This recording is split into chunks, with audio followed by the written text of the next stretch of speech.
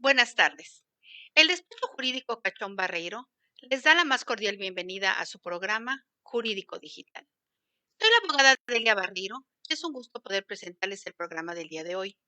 Contaremos con la presencia de la licenciada Valentina Cerón Pacho, con quien se tratará el tema ¿Quién es el perito? Función y alcance en los procedimientos. La entrevista será guiada por la abogada Cristel Cachón, a quien tengo el gusto de cederle la palabra.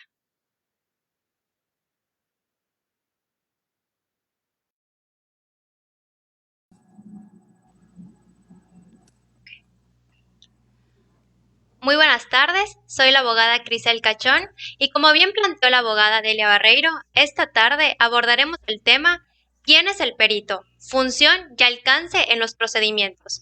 A continuación, les comparto un breve resumen de la carrera jurídica de la perito, la licenciada Valentina Cerón Pacho.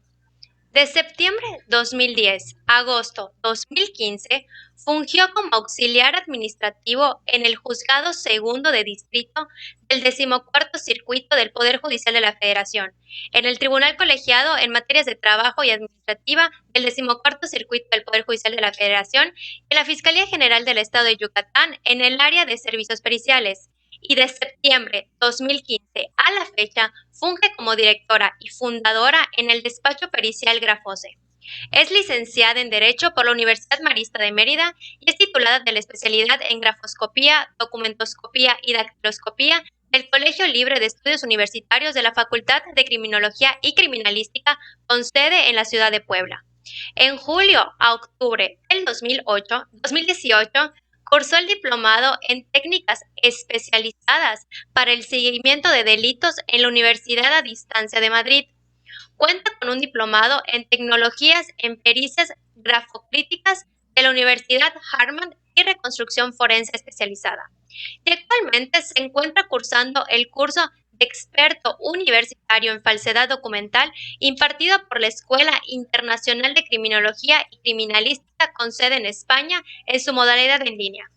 Sin más preámbulo, le doy la más cordial bienvenida a la licenciada Valentina Cerón Pacho. Muy buenas tardes, licenciada. ¿Cómo se encuentra el día de hoy?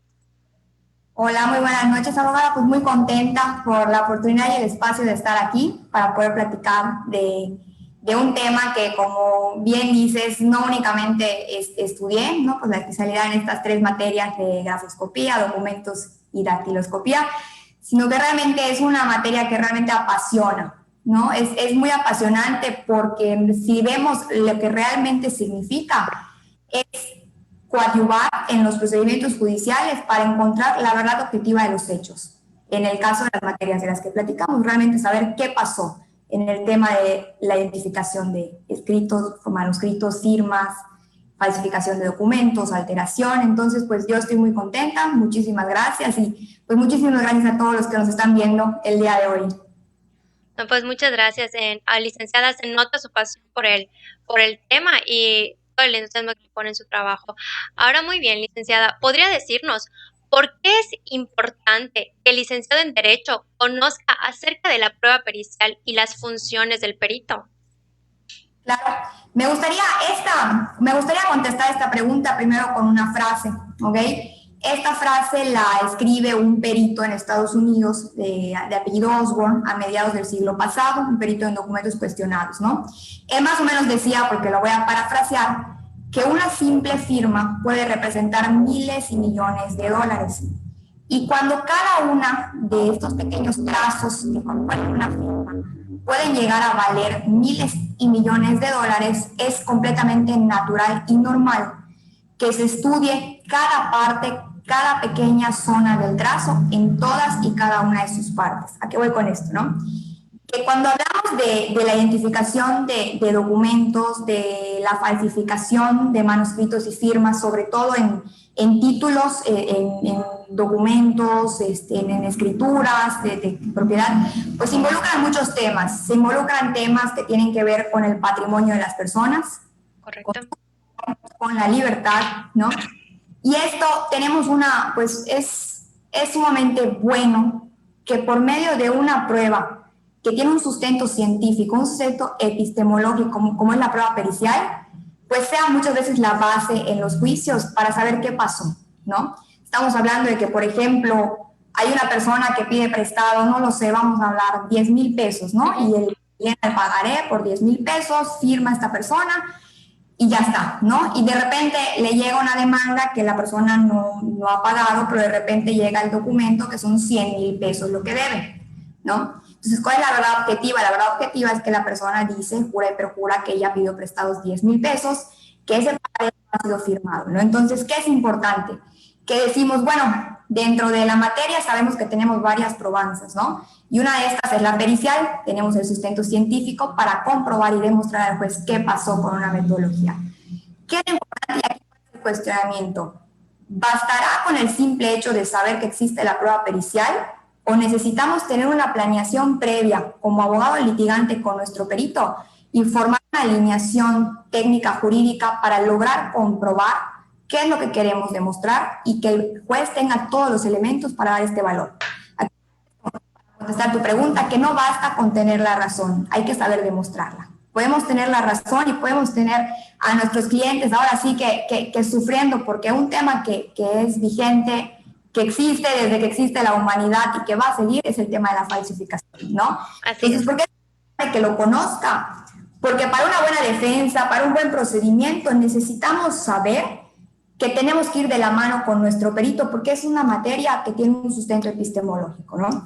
Yo platicaba también mucho en la universidad con algunos maestros hace unos meses, que era necesario que no solo el perito, si bien el perito, nosotros somos muy técnicos, nosotros ahora sí que conocemos pues todas y cada una de las metodologías y de las partes que componen estas materias, es importante que el licenciado en Derecho, o desde que es estudiante, conozca un poquito de lo que significa la base epistemológica y que no solo sea en la práctica. ¿Qué nos sucede mucho a nosotros como licenciados en Derecho?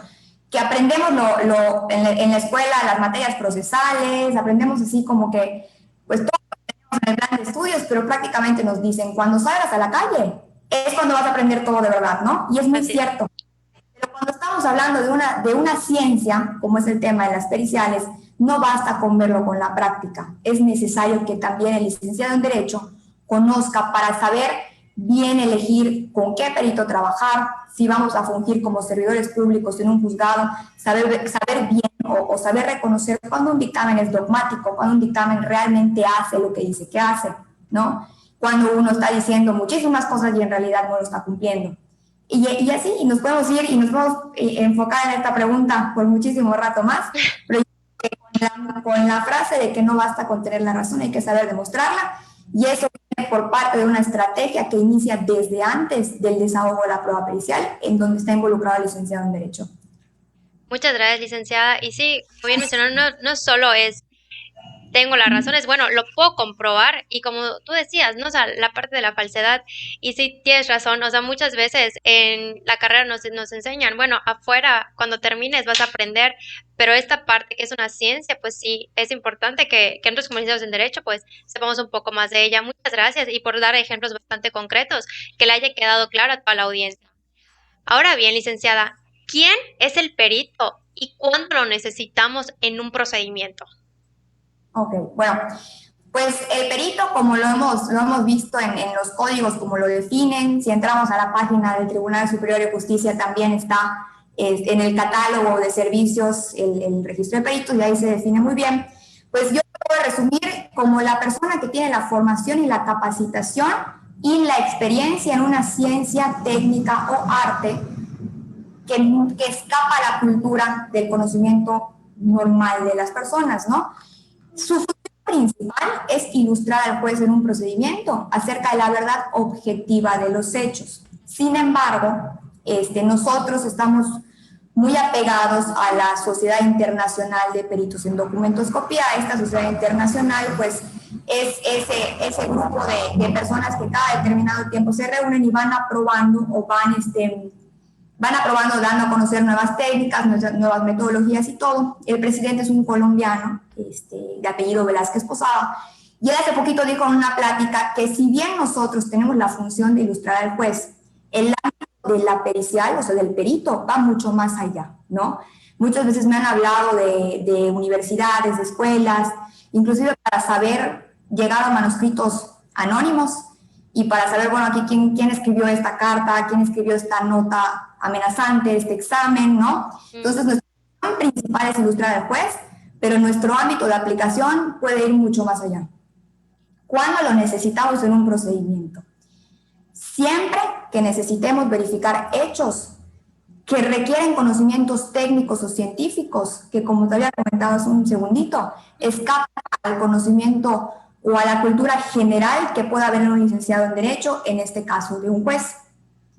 Una vez que necesitemos, pues ahora sí en un caso práctico, saber si una hoja fue firmada en blanco y posteriormente ahí se puso cualquier otra cosa, pues evidentemente necesitamos a una persona, un experto en la materia de documentoscopía, porque pues necesitamos el estudio. Ahora sí, la documentoscopía es una ciencia experimental, pero ciencia que pueda aportar con validez y con sustento metodológico qué fue lo que sucedió. Correcto, muchas gracias, licenciada. Y sí, sobre todo esta parte que nos aclaró, cuándo es necesario un perito, ¿no?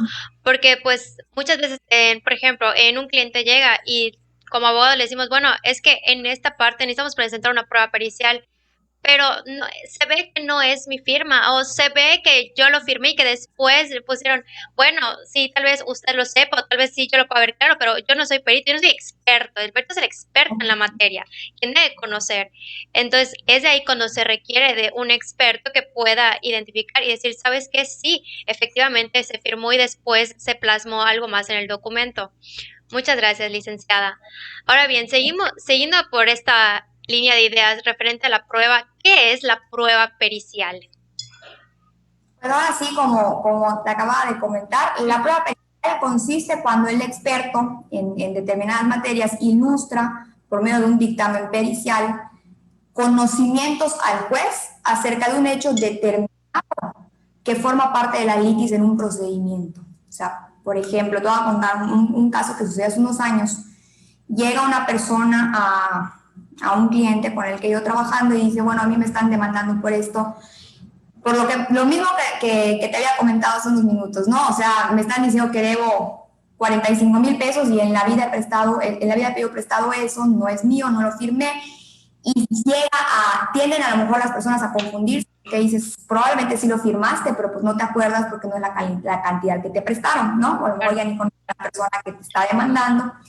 Y nos fuimos a la prueba pericial en grafoscopía, pero yo me entero ya que a mí me dan los 3 días para aceptar el cargo. O sea, no hubo una conversación antes, no hubo una plática, que pues yo creo que posteriormente tocaremos ese punto. Y cuando yo llego y me exhiben el pagaré, veo que está alterada la cifra, que en realidad no eran los 45,000 pesos, parecían ser 5,000. Entonces, ¿qué pasa, no? Ahora sí que me salió un poquito de tu pregunta. Pero no, está bien y te agradezco que abundes, ¿no? Que es lo importante. Muchas gracias. Continúa, perdón. Bueno, porque me encanta conversar. Entonces, que la prueba pericial no es únicamente, a esto iba con esto, al momento de hacer el dictamen, ¿no? O sea, que muchas veces creemos que así es, ¿no? Pues que el perito tiene que aceptar el cargo, le toma fotos y emite el dictamen. Viene de una planeación previa. Y a esto quería llegar con este ejemplo. Si probablemente hubiéramos conversado antes con el cliente, nosotros, ¿cómo es lo que vemos todos los días? ¿No? Así como el litigante lo que ve pues, es el procedimiento, las notificaciones, bueno, todo lo que conlleva. Nosotros vemos día a día diferentes casos en los que se puede presentar una posible alteración o falsificación. Entonces, a lo mejor de la conversación con la persona podría salir bueno, tú dices que no lo firmaste, pero a lo mejor no te acuerdas. O sea, pues nos podemos ir por la prueba en documentoscopía, podemos hacer esto y vamos a ver qué vemos, ¿no? ¿Qué pasó en ese asunto? Que cuando yo hago el estudio, me fijo que la cifra está alterada, pues nadie ofrece la prueba en esa materia. Efectivamente, el señor firma y su pretensión de comprobar que no firmó y que por lo tanto no debe esa cantidad, pues no lo pudo comprobar, ¿no? Entonces, la prueba pericial, sí lo quería dejar clarísimo, no depende únicamente del momento en el que nosotros aceptamos el cargo y hacemos el dictamen, viene desde antes, sobre todo que cuando uno de los principales objetivos o controversias de un procedimiento tiene algo en relación con estas 3 materias, documentos, huellas o firmas. Correcto, muchas gracias, licenciada. Y qué bueno que nos planteó igual este caso, ¿no? Sobre todo que es igual de, cuando hablamos de números y de cantidades, sí, necesariamente es de cajón un perito, sobre todo, dice, no, pues es que yo sí debía 5, debía 10, a ver, bueno, a ver, aquí pues estamos notando y sobre todo tú, ¿no? Que pues todos los días trabajas en eso, que es más fácil que tú puedas notarlo a que, por ejemplo, yo como litigante digo, bueno, pues sí parece o creo que no. Entonces, mejor un perito que es quien de verdad lo sabe, ¿no? Y que nos aclaraste que no es al momento que aceptas el cargo, sino que es antes que ya estás hablando con el cliente, que están viendo todos estos estudios de la prueba, ¿no? Ahora bien, licenciada, ¿cuáles son los principios de un perito? Ok, mira, para comenzar a responder esta pregunta, es sumamente importante que sepamos a la hora como, bueno, ya una cuestión, pues a manera de comentario personal, que es muy importante como licenciados en Derecho, como litigantes, como servidores públicos al momento de elegir un perito tercero, a quién vamos a elegir para trabajar, ¿no? Y a esto le podemos llamar los principios básicos que debe tener un perito. No debemos de olvidar que el perito, así como hay peritos oficiales y hay peritos particulares como una servidora, nosotros únicamente somos auxiliares del juez para mostrar la verdad objetiva de los hechos, ¿no? O sea, el hecho de que seamos peritos particulares no hace que trabajemos para los intereses de nuestros clientes, o sea, nosotros trabajamos para encontrar la verdad objetiva.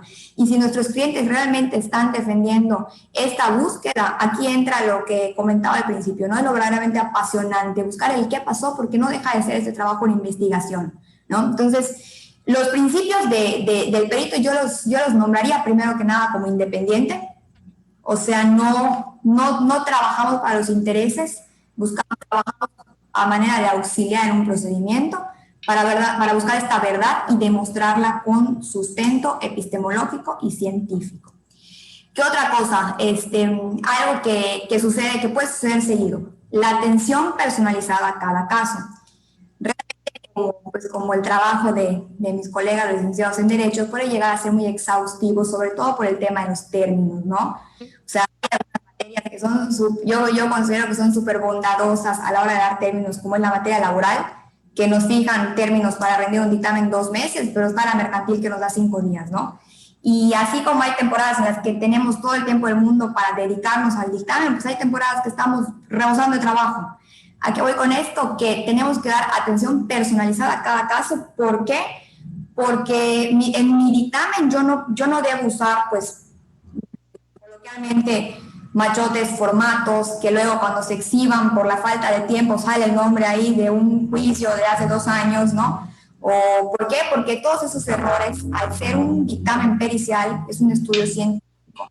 Entonces, cualquier error, hasta de forma que pueda presentar mi dictamen, puede llevar al error o puede hacer que me lo objeten, y eso es una falta de atención personalizada a cada caso, ¿no? O sea, si yo me voy a enfocar, así yo tenga 3, 4 asuntos así, caminando al mismo tiempo, tengo que ser personal con cada asunto.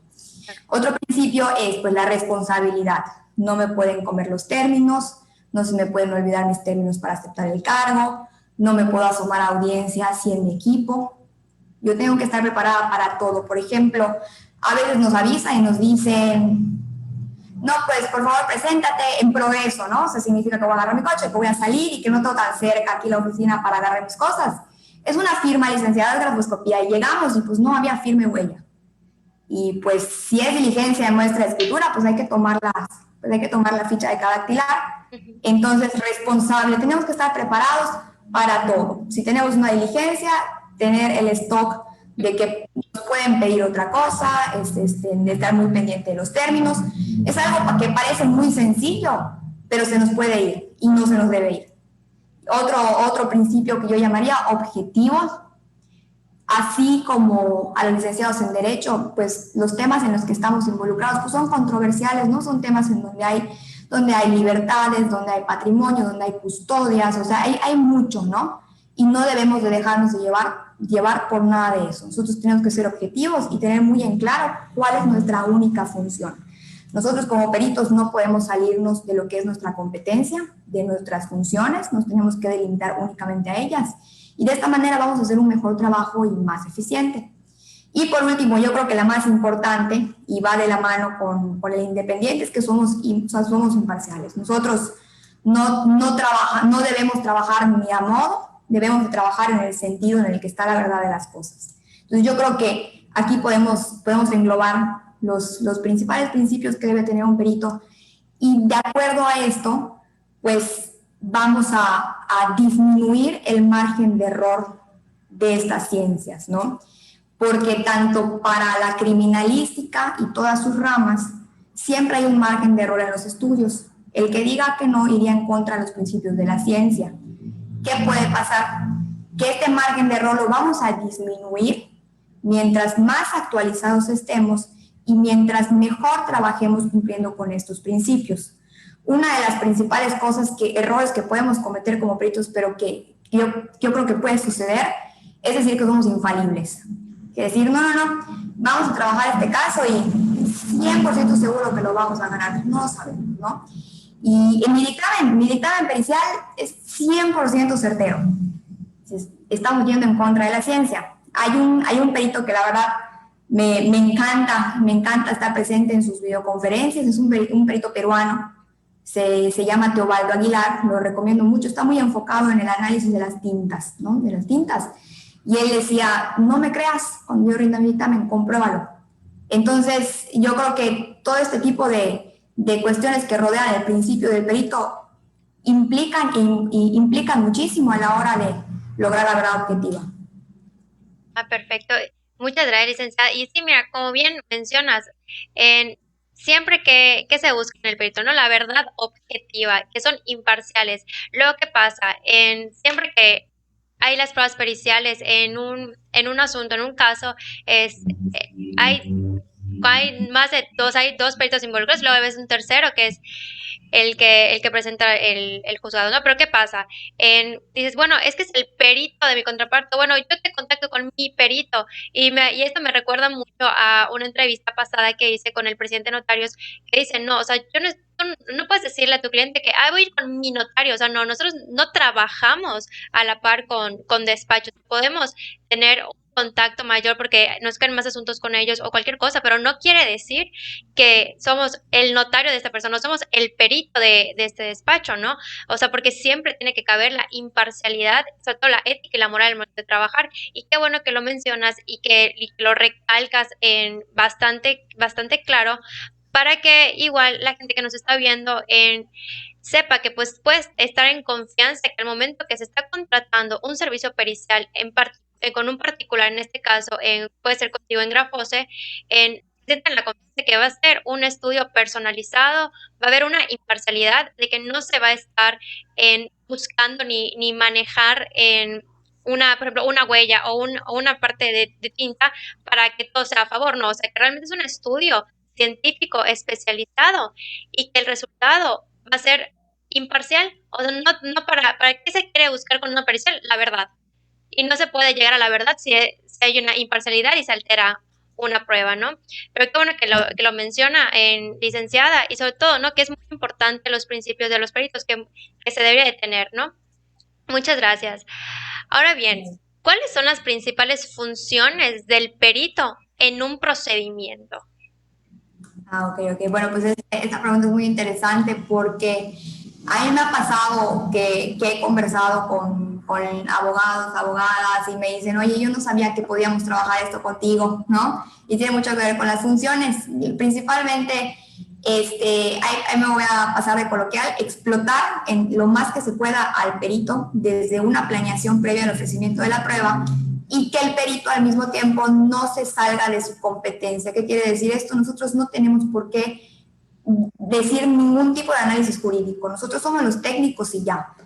Por eso es muy importante la coadyuvancia con el licenciado en Derecho. Entonces, las principales funciones que el perito sí puede y debe realizar es ser auxilio para delimitar el objeto de la prueba. Y volvemos al ejemplo que yo te comentaba anteriormente, esa conversación previa con la persona que pues no debía esa cantidad, los 45,000 pesos, vamos a decir así, de una conversación previa con el experto, con el técnico, con el que conoce estos temas, pudimos haber delimitado un objeto de la prueba previo al ofrecimiento o previo a la contestación. En este caso era el demandado, entonces previo a durante ese término para contestar, pues pudimos haber hecho esto, ¿no? Se pudo hacer un auxilio para delimitar sobre qué va a versar la prueba. Porque es clave elegir, o sea, no elegir, pero sí delimitar cuál es el problema que queremos plantear. Hay situaciones que son asuntos que son completamente perdidos, como por ejemplo, hace un tiempecito me llegó una notificación en donde están unas personas objetando las firmas de unos contratos, ¿no? Están en unos protocolos de una notaría, y lo único sobre lo que versaba su cuestionario era sobre la antigüedad de las tintas. La antigüedad de las tintas, pues hasta la fecha no existe un estudio fiable, un estudio con alto grado de certeza para determinar esto, ¿no? Además, los estudios que se están realizando hasta el día de hoy pues son destructivos, no están en el país, etcétera, etcétera. Entonces, cuando leemos el cuestionario decimos, bueno, estas personas no delimitaron su objeto de la prueba, se están yendo a una prueba en documentoscopía para determinar la antigüedad de las tintas y no va por ahí, ¿no? Entonces, esa es una de las principales funciones del perito, delimitar el objeto de la prueba, porque el objeto de la prueba va a salir absolutamente todo mi estudio, ¿no? Otra función, pues, es el análisis previo. Nosotros no debemos de llegar así. A veces pasa que nos avisan el mismo día, ¿no? Que nos llaman, oye, Mare, se me pasó, me dicen. Hoy hay diligencia. Y dices, bueno, vamos, ¿no? Vamos, y entonces, ¿así qué pasó? ¿Y qué? Ay, vamos a checar el expediente rápido. Pero lo idóneo y una función de nosotros es el análisis previo. Muchas veces, pues, dices, es normal, son cuestiones muy técnicas que se le pueden llegar a pasar al licenciado en Derecho, entre los ofrecimientos, la contestación, la carga de la prueba, ¿qué le corresponde? En todo eso se les puede pasar si en realidad están defendiendo su derecho a mostrar. Entonces, cuando llegamos nosotros y leemos el expediente y estas partes para ya desahogar la prueba, vemos que está mal ofrecido. Entonces, el análisis previo sirve muchísimo para lograr que la prueba pericial sea realmente un éxito y le llegue al juez todos los elementos para valorar. Entonces, no es únicamente el dictamen, sino que haya ya todo un rollo previo para hacer esta prueba un éxito, ¿no? Entonces, una función de análisis previo, asesoría en el ofrecimiento de la prueba. A mí me gusta muchísimo cuando vamos a trabajar esto y me contactan. Decimos, bueno, vamos a elaborar el cuestionario, como normalmente lo elabora usted, ¿no? O sea, me lo pueden mandar y vamos delimitando y vamos allá metiendo un cuestionario que sea, o sea, porque muchas veces hacemos preguntas y vemos que son 25, 26 preguntas, pero a veces no son necesarias y a veces pueden ser tantas y no llevan a lo que queremos demostrar. Y al final, lo que es una realidad es que lo primero que se lee es el cuestionario. Entonces, sí es una función muy importante la asesoría en el ofrecimiento de la prueba y pues allá se incluyen los cuestionarios.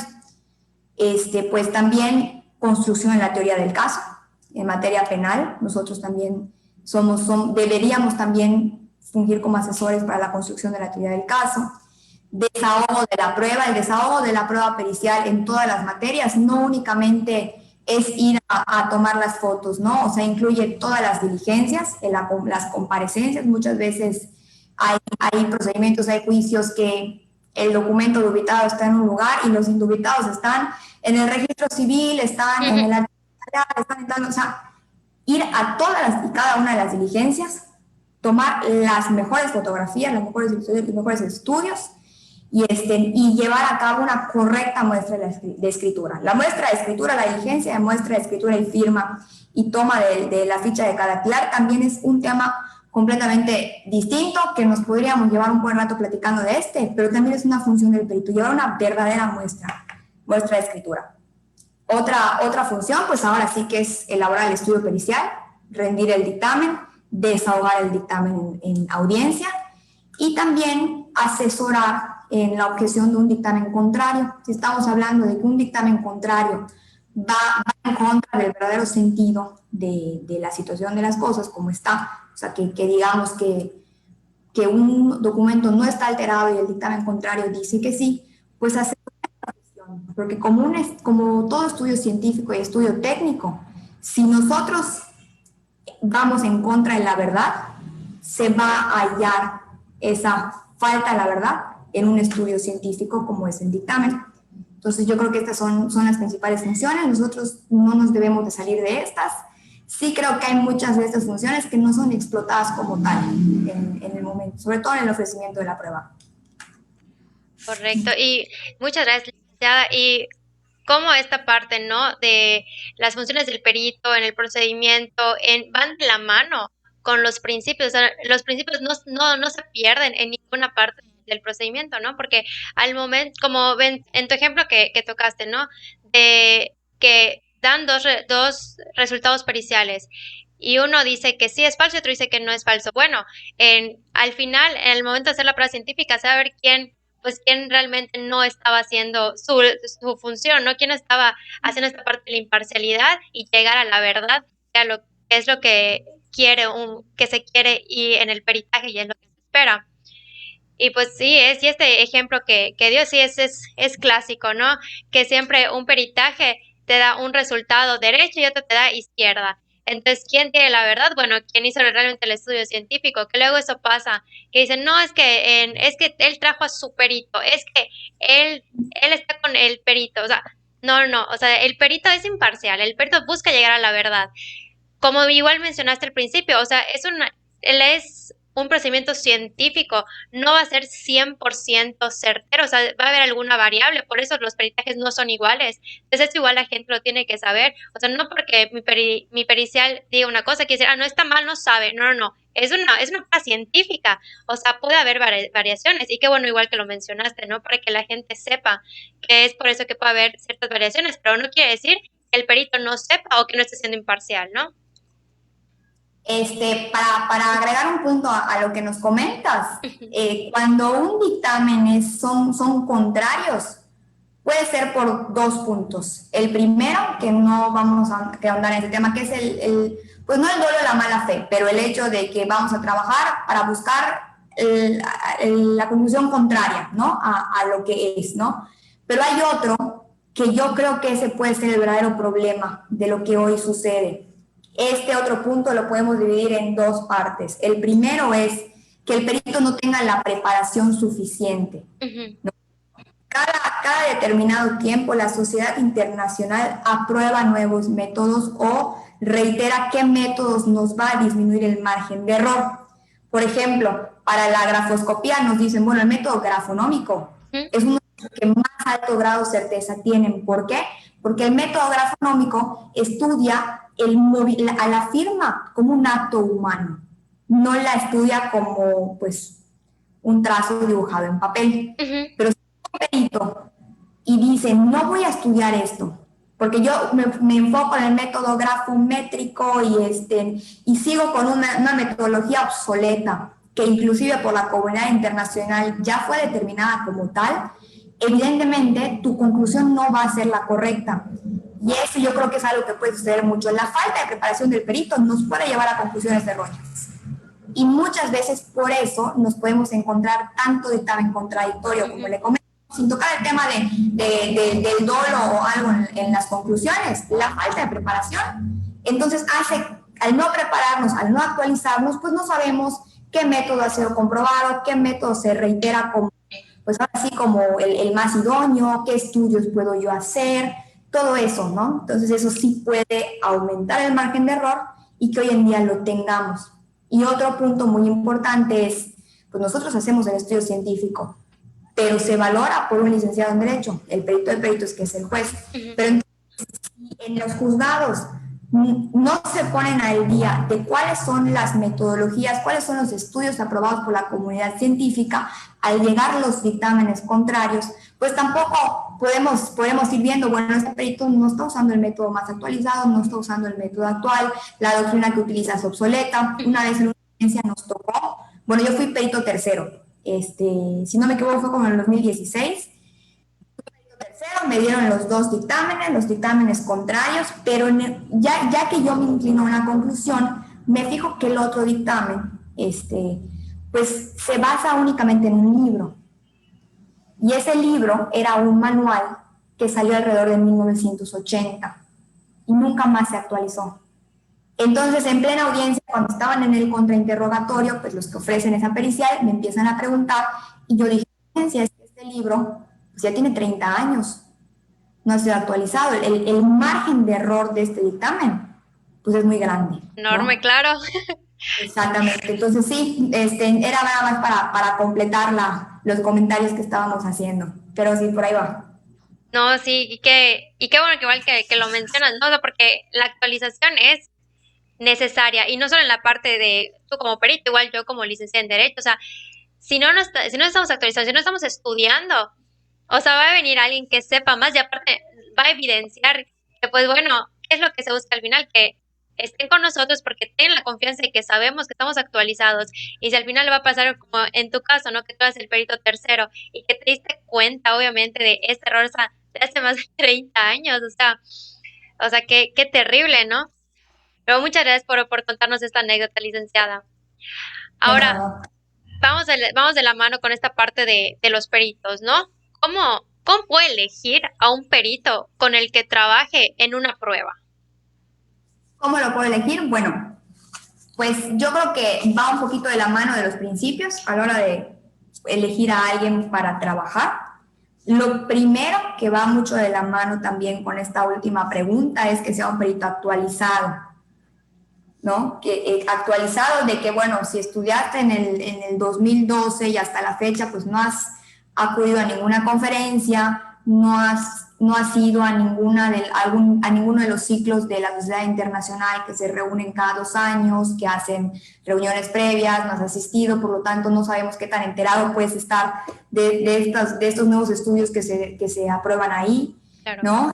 Entonces es muy importante la actualización, que sea una persona que constantemente se está actualizando. No me refiero a que cada meses, ¿no? Pero que sea una persona que esté enfocada en que esté estudiando diplomados, que esté en cursos, ¿no? Eso es muy importante para trabajar con un perito. Entonces yo creo que algo que debe normalizarse es antes de decidir trabajar con alguien, pues sí conocer su currículum, sí conocer un poquito de lo que realiza, ¿no? Esto que sea actualizado, otro, así como la definición de perito dice que es el experto en la materia, pues yo tuve un maestro en Puebla que nos dio la materia de grafoscopía que decía, ustedes están estudiando la especialidad y cuando terminen no son especialistas, dice. O sea, ustedes después de todo el curso que les va a llevar y no van a salir siendo especialistas. Para ser un especialista, te tienes que leer al menos 80, 90, 100 libros para que tú seas considerado como especialista en la materia de grafoscopía. Y tenía absolutamente toda la razón. Para que seamos llamados como expertos, debemos de acreditar esa experticia. Ya que voy con eso y tiene muchísimo que ver con qué es lo que estudiamos. A mí, ¿qué me acredita como perito? Me acredita como perito un curso pequeño, me acredita como perito un diplomado que tomé en línea y por lo tanto pues no tuve la práctica, a lo mejor no tuve de cerca al maestro, ¿no? Obviamente la situación de la pandemia no nos permite y nos ha mostrado las bondades del estudio por medio de los medios electrónicos, pues a lo mejor en esa parte pues no tenemos la parte práctica, la parte de laboratorio, la parte nos enseñan a tomar fotografía en infrarrojo, en ultravioleta, todo eso, ¿no? Claro. Entonces, que te está acreditando como el experto, es una maestría, es una carrera, la carrera criminalística es una especialidad, o qué es, ¿no? Entonces también es importante decir, bueno, ¿con quién voy a decidir trabajar? Que lo acredita como experto. Y al final de cuentas, eso es una de las principales cosas, sobre todo en materia penal, que pueden objetarse en audiencia, la experticia del perito. Conocimiento del caso, no debe haber un trabajo pericial en donde pues no tengamos ni la menor idea, ¿no? Sí hay que echarnos una leidita al expediente, sobre todo la parte de los ofrecimientos, porque nos dan mucha luz para todo, ¿no? Por ejemplo, hace un tiempo llegó un asunto y me mandan el expediente, era una cosa así, como están acostumbrados a leer ustedes, ¿no? Entonces nos mandan y yo me siento y digo, bueno, hay que leerlo, porque si yo únicamente me voy al cuestionario o me vuelvo a ir, a lo mejor se objeta, a lo mejor se agregaron 2 preguntas más, no lo sabemos, ¿no? Entonces tenemos que tener un conocimiento del caso. Y ahí fui detectando que efectivamente la parte con que decide trabajar conmigo creía que era otro documento el que se iba a ofrecer como prueba. Ellos estaban completamente, yo me acuerdo que me dijeron, no, el documento va a ir sobre este contrato. Y lo vuelvo a leer, y dije, no, nos vamos a ir sobre otro. Pero mañana en la audiencia, pues podemos hacer esto y esto, ¿no? Entonces, conocimiento del caso. Nosotros estamos muy enfocados en qué buscar y nos da mucha luz a nosotros y a los que deciden trabajar con nosotros también. Objetividad e imparcialidad. Muchas veces yo creo que queremos defender nuestros casos, pero el trabajar con un perito objetivo e imparcial da mucha confianza.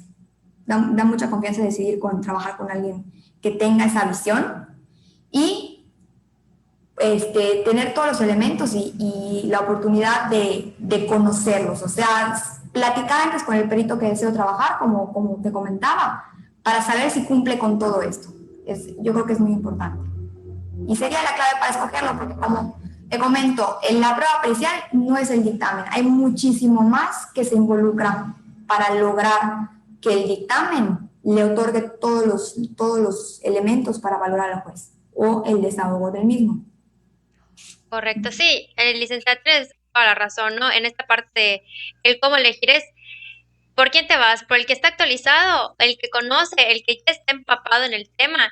Y tiene, como tú dijiste, no es porque tenga la especialidad, no, bueno, tengo todos los estudios que ya me acreditan como un experto en la materia. Y esto me hace recordar de tus comentarios, que precisamente en la maestría, el maestro que nos estaba dando esa clase, estábamos viendo las pruebas periciales y nos pone el video de cómo un perito, o sea, la verdad es una anécdota chistosa porque como él mismo quedó mal ante su cliente, o sea, ante la parte que lo ofrece y ante el juez, o sea, de que dicen, bueno, a ver, señor, fulanito, ¿no?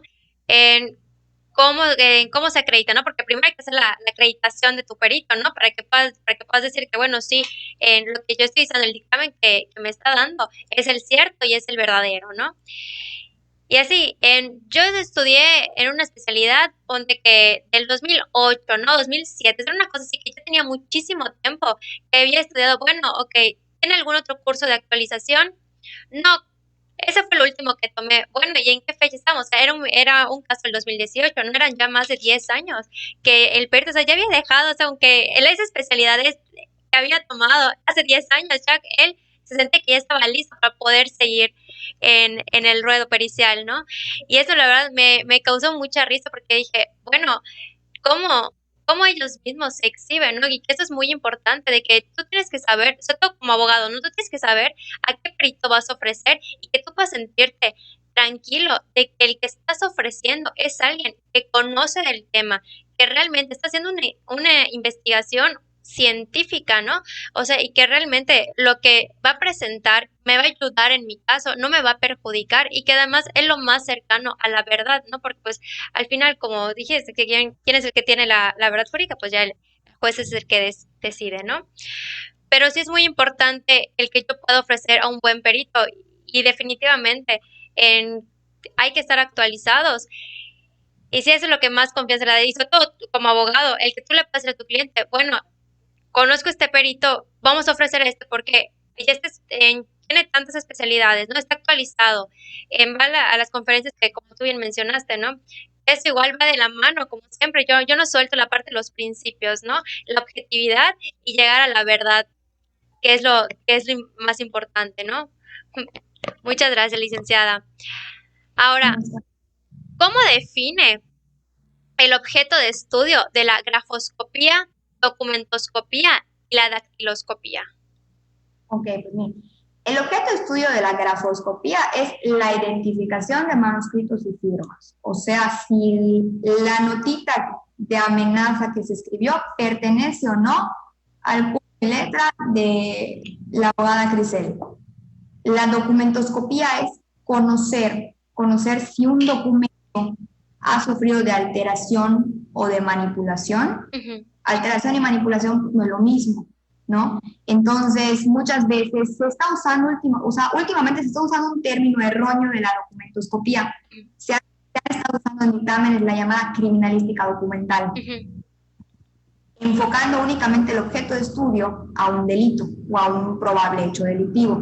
Realmente la documentoscopía estudia si un documento, en sus soportes, que puede ser una hoja de papel, en su contenido, que es el animus, así como lo llamamos, ha sufrido alguna alteración, transformación o ha sido manipulado. ¿no? Entonces podemos estudiar si un documento tuvo un recorte, ha tenido un desgaste y probablemente no tenga que relación con una manipulación o realmente ha sido alterado su ánimo. ¿Qué quiere decir esto? Que el contenido ideológico que tiene el documento no pertenece a lo que alguna vez fue y fue firmado. Entonces, eso es la documentoscopía, su campo va mucho más allá de la falsificación documental. Y la dactiloscopía es la identificación, pues ahora sí, de la última falange de los 10 dedos de la mano. Correcto. A mí ¿por qué me gustan mucho estas tres materias? Y pues realmente creo que es porque vienen agrupadas en una especialidad, pues porque estas tres se pueden encontrar en un soporte que es una hoja de papel, en un documento. Pueden constituir un documento las tres, como por ejemplo los recibos finiquitos, las cartas renuncia, ¿no? No sabemos si el documento se imprimió antes o después de la firma de la huella, entonces podemos encontrarnos las tres pruebas en un solo documento. Correcto, sí. Sí. Correcto. Pero qué bueno que hace esta aclaración, ¿no?, de las diferencias, sobre todo porque muchas veces, ¿en qué pasa? Te lo tratas de explicar a una persona y luego no entiende, y qué mejor que lo escuchen de viva voz de una experta, ¿no? Ahora, licenciada, ¿cuál es la diferencia entre la grafoscopía, grafometría y la grafología? Muy bien. Esta pregunta lo podemos ver en muchísimos ofrecimientos de prueba, ¿no? Cuando está de por medio, hay un documento en donde se está objetando la firma, ofrecemos la prueba pericial. Y me acuerdo cuando yo estaba empezando a ejercer, me dice una persona, ya la ofrecí en todo para que quede bien, me dice. Grafoscopía, grafología, grafometría, caligrafía, bueno, todo lo que puede existir del estudio, pero ya la identificación, ¿no? De las firmas. Y realmente la grafoscopía es la forma en la que denominamos al estudio de identificación de manuscritos y firmas en México. En España es llamada pericia caligráfica, también en Argentina, en Estados Unidos son documentos cuestionados, entonces la grafotecnia también. Entonces es una denominación que se le da en México a este estudio. Entonces, ¿qué quiere decir esto? Que la rama de la criminalística, ahora sí, la ciencia que va a estudiar la identificación es solo la grafoscopía. La grafología estudia, cuando hacemos una escritura, identificamos si hay una patología, si hay una persona que sufre de alguna enfermedad, que sufre de algo, podemos identificar ciertos parámetros del comportamiento por medio de la escritura. ¿Para qué sirve muchas veces la grafología? Para la psicología, para determinar perfiles criminales en una audiencia, no podemos a la persona hacer un dictado y podemos conocer ahí un perfil agresivo, un perfil pasivo, un perfil violento, ¿no? Para eso es prácticamente la grafología, no es lo mismo, yo no soy grafóloga, yo no estudio esa búsqueda de las patologías o de los perfiles psicológicos, ¿no? Yo estudio la identificación de si esto fue firmado o escrito o no por alguien, ¿no? Okay. La grafometría es uno de los métodos de la grafoscopía para la identificación. La grafometría a grandes rasgos lo que hace es medir. Okay. Mide las dimensiones, las proporciones y la inclinación de una firma. Este método se usó mucho en 1940, 1950, pero ya hace bastantes años que fue declarada como obsoleta. ¿Por qué? Porque si nosotros solemos firmar, si yo te doy una hoja de papel en blanco y tú firmas, pues tú firmas con cierta dimensión, con cierta proporción. Pero si te dan un espacio chiquito para firmar, pues tu proporción va a dejar de medir. Y si a mí me dan esa proporción para medir, pues evidentemente pues no va a ser la misma medida, ¿no? Claro. Se le ha dado ya más valor a otros métodos de la grafoscopía para el tema de la identificación. La grafometría prácticamente se usó para el tipo de falsificación por calco, por el tema de las medidas, ¿no? Pero entonces, cuando ofrecemos una prueba pericial, lo idóneo sería ofrecerla en grafoscopía únicamente. Ok, correcto, mira qué interesante, ¿no? Sobre todo esta parte que mencionas de que, bueno, sí, me firmo, bueno, aquí en por ejemplo, en un post-it, ¿no? De qué tamaño voy a firmar, vamos a ver una hoja grande, ¿no? Y que ya está obsoleto, pues igual que uno que no los mencionas, ¿no? Para que sea el conocimiento. Ahora, licenciada, ¿cómo ofrecer una prueba de forma ideal? Ok. Bueno, pues aquí entra como parte de la respuesta lo que hemos venido platicando prácticamente todo el programa, que es que exista lo jurídico de la parte que lo ofrece y lo técnico del perito al momento de ofrecerla. Desde el hecho de sentarnos a conversar antes sobre qué es lo que se está cuestionando, sobre qué es lo que los están demandando, denunciando, ¿no? ¿Qué documento existe? Que coexiste esa alineación desde el momento en el que pretendemos ofrecerla, ¿no? ¿Cómo ofrecer una prueba ideal también? La acreditación del perito. Tener siempre la copia certificada, pues en el caso de una servidora la cédula, en el estado y en otros estados, pues nuestra acreditación en el registro de peritos de nuestro Tribunal Superior de Justicia, si tenemos la acreditación del Poder Judicial Federal también.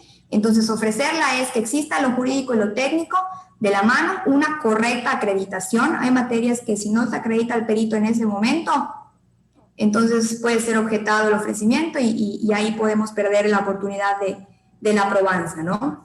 El análisis integral del documento en donde se encuentre la firma, el dactilograma o en sí el documento que nos llega. Por ejemplo, yo muchas veces cuando las personas que quieren trabajar con una servidora son demandadas y les cobran traslado con una copia, yo les pido la copia, aunque con la copia no podemos hacer tanto, para ver qué es, ¿no? O sea, ¿es un pagaré de formato, es una hoja en blanco, es una hoja grande? ¿Cómo es? Un análisis integral del documento, para de ahí partir, para saber qué podemos hacer, y eso tiene que ver con la estrategia, ¿no? Sobre qué va a versar la prueba. Y aquí voy un poquito más también al tema de cuando me llegó a mí una prueba en donde estaban objetando las firmas, pero únicamente se fueron al estudio de las tintas. Entonces, ¿sobre qué va a versar? No, pues es que si solo va a versar sobre la firma, o nos vamos a ir a la cifra, o nos vamos a ir al texto impreso, ¿sobre qué? Todo esto son puntos que tienen que tenerse muy, muy en cuenta al momento de ofrecerla, ¿no? También en ese momento es clave pedir y ofrecer documentos indubitados, porque nosotros ya tenemos clarísimo cuál es el documento que está objetado en cuanto a firma, dactilograma o en sí el documento, pero ¿con qué lo voy a cotejar?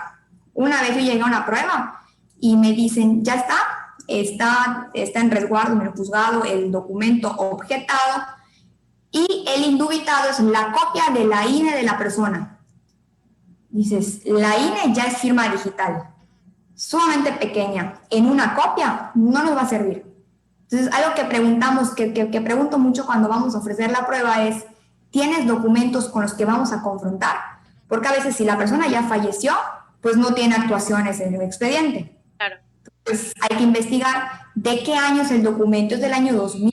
Pues tenemos que buscar documentos cercanos a la fecha. Y todo eso, hacerlo relación desde el ofrecimiento de la prueba para que en su momento, en el momento del desahogo, pues nos den acceso a ellos. Entonces, tener muy en claro y hacer esa investigación de encontrar los documentos que más se puedan e idóneos, o sea, que estén cercanos a la fecha del documento objetado. Si vamos a solicitar muestra de escritura, que es algo que yo considero muy importante, solicitarlo desde ese momento, es decir, que en el momento del desahogo de la prueba se fije fecha para muestra de escritura y firma, y pedir todas las facilidades para acceder a los documentos, para tener acceso al expediente, todo lo que se le pueda otorgar al perito, ¿no? Porque muchas veces se puede hacer esto, pero cuando llegamos a trabajar, entonces es un poco complicado que se nos pueda dar la facilidad. No siempre, pero puede suceder, ¿no? Correcto, qué interesante, licenciada. Muchas gracias. Ahora, aprovecho que tocó el tema de las tintas, ¿no? ¿Es posible determinar la antigüedad de las tintas que se presentaron en un documento? Hasta la fecha no hay un estudio idóneo que pueda determinar la antigüedad de las tintas. En una universidad en Canarias, en España, se está haciendo una investigación que ha dado resultados que se llama cromatografía de gases y cromatografía líquida. Es una investigación destructiva. ¿Qué quiere decir esto? Que quitan un pedacito de la tinta que quieren investigar, pero hasta la fecha la datación es relativa, solo arroja de 0 a 5 años, si no me equivoco, me puedo equivocar y me van a reclamar estos compañeros, solo arroja eso, y de tintas que tienen condiciones controladas. Nosotros no sabemos cuándo se escribió el documento que estamos objetando, la tinta pues evidentemente no estuvo en una condición controlada. Entonces se recomienda que cuando vayamos a estudiar las tintas lo hagamos a manera de discriminación con los métodos convencionales. ¿Qué quiere decir esto? La técnica de la luminiscencia, el usar los diferentes fuentes de luz, desde el infrarrojo, ultravioleta, las luces visibles, para buscar la reacción de las tintas y saber si una tinta fue puesta que no pertenece al resto. Por ejemplo, como el caso de los 45,000 pesos, así sea la misma pluma de la marca Bic, si yo la someto a distintas fuentes de luz, lo más probable es que el 4 me reaccione distinto a los demás números. Entonces es una técnica convencional que me sirve para discriminar las características físicas de la tinta, la posición en la que yo escribo. Así yo me haya guardado la misma pluma con la que la persona llena la cantidad, la posición y el espacio en el que yo voy a agregar o voy a añadir la cifra no es la misma que cuando yo escribí el resto de la cifra. Entonces, todos esos son los métodos convencionales que son bastante convincentes en juicio y dices, pues no me voy a ir al ofrecimiento de las tintas porque hasta hoy no hay estudio fehaciente, nos vamos al tema del anacronismo, ¿no? A demostrar que pertenecieron a diferentes tiempos, sin decir qué fue antes y qué fue después, pero pues obviamente es un indicio de falsificación. Ah, fíjate qué interesante, ¿no? Sobre toda esta parte que mencionas de los números, ¿no? O sea, que no es lo mismo que yo escriba 45,000 a que yo escriba 45 y que le vaya agregando después, ¿no? O sea, como que a los espacios. Ah, qué interesante. Muchas gracias, licenciada. Ahora, en el caso de la grafoscopía, ¿puedo realizar el estudio de las firmas sobre fotocopias? Ok, pues mira, este es un tema bastante discutido por diferentes autores. Algunos dicen que si la calidad de la copia es bastante buena, pues algunas cuestiones se pueden observar ahí. Y es una realidad, o sea, realmente hay copias bastante legibles y podemos observar la presencia de algunos gestos.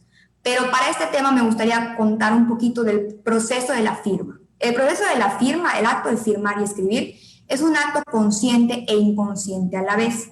En el momento en el que yo ejecuto la orden de que voy a firmar, es un acto consciente y a partir de ese momento se vuelve parte del subconsciente, que es algo que parte de mi hemisferio izquierdo, te da una orden, una serie de movimientos que yo no conozco cómo son. Los movimientos involucrados para firmar empiezan desde el hombro, el codo, la muñeca y los dedos. Y en ese momento yo imprimo un acto inconsciente y consciente y creo algo que se llama el dinamismo escritural, que es las diferentes presiones con las que yo voy ejecutando, la velocidad, y al hacer esta ejecución de la firma o la escritura, voy impregnando gestos gráficos. A lo mejor los gestos gráficos sí se pueden ver en la fotocopia, pero yo no puedo ver ni indicios de falsificación que son temblores, me puedo confundir. Si yo veo un puntito más fuerte en una parte del trazo, pues puede significar dos cosas, pero dos extremos.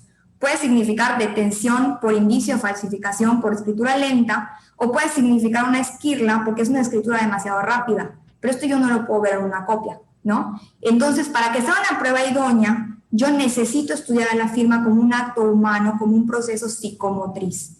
Yo necesito estudiar la presión, la tensión, el calibre, la velocidad, todo esto en conjunto con los demás elementos que son los gestos gráficos o los particularismos que me destacan mi firma a diferencia de los demás. Entonces, que se pueden ver ciertas cosas, sí, hay opiniones discordantes. Yo en lo personal digo que para poder determinar con certeza, no con el 100% de certeza, pero para poder determinar si la firma pertenece o no, es con una firma original. Fíjate qué interesante. No, la verdad, está muy interesante esta parte de la firma, ¿no? De que todo lo que se trabaja, ¿no? Que pues tú dices, bueno, pues voy a firmar aquí. Ah, bueno, pero el puntito, bueno, ese puntito fue el que hizo que se viniera abajo todo, ¿no?